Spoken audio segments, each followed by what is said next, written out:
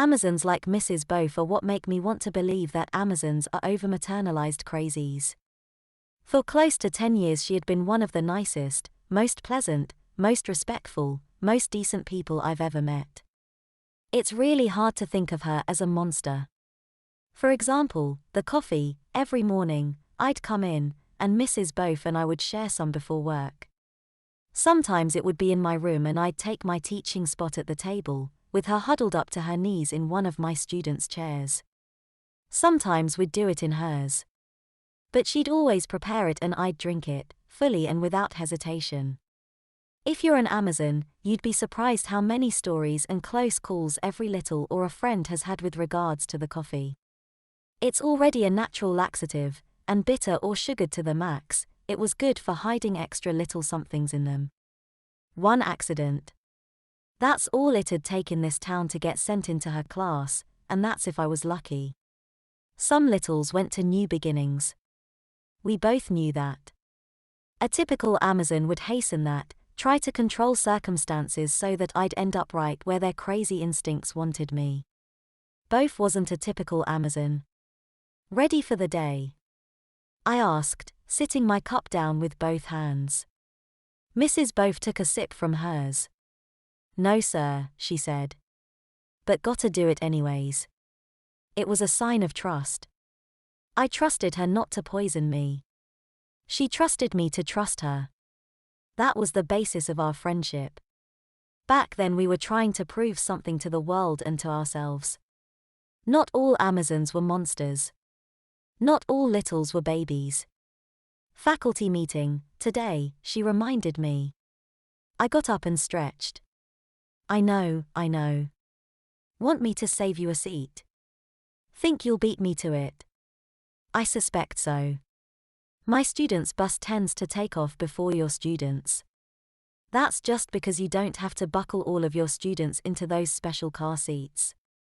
I shuddered. I brought that image on myself. Point taken.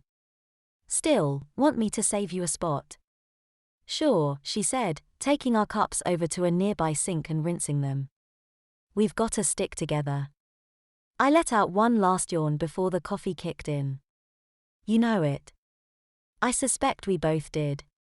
She was looking for camaraderie. I was looking for safety. 10 years knowing the same Amazon and no betrayals. That was a good track record. Go on. Call me a helper if you want.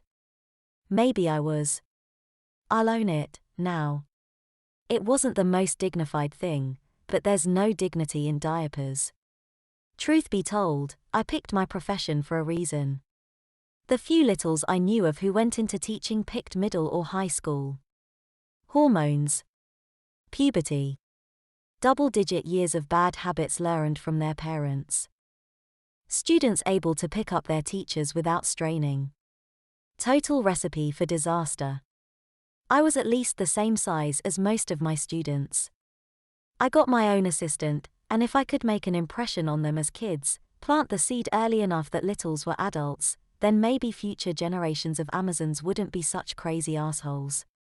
Speaking of assistants, Tracy poked her head in from my side of the divide.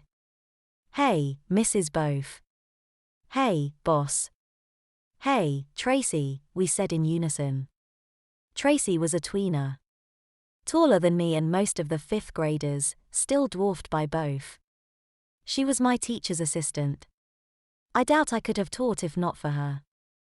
4-year-old Amazons were still 4-year-olds, meaning that they could be taught good habits. They were also still 4-year-olds, meaning that very physical tantrums also still happened. Thought I'd find you in here when the room was empty but the light was on. Sounds like me, I said. The lights are on, but nobody's home. We all had a good laugh at that. Both was chuckling and shaking her head, like she felt guilty for laughing. Tracy was howling, the little poof ball bangs of her hair bobbing up and down as she pounded the kidney table. I laughed too, proud of myself. The laughter died down and Tracy started talking again. Got your printouts from the copy room. Thank you, Tracy, I said in a kind of lackadaisical sing-song. She answered back in the same cadence with, "Welcome, sir." I'll admit it, I secretly loved it when taller people called me sir. I'll put them where I need them right after the kids' breakfast. "Yes, sir," Tracy said. "Ready to go clock in."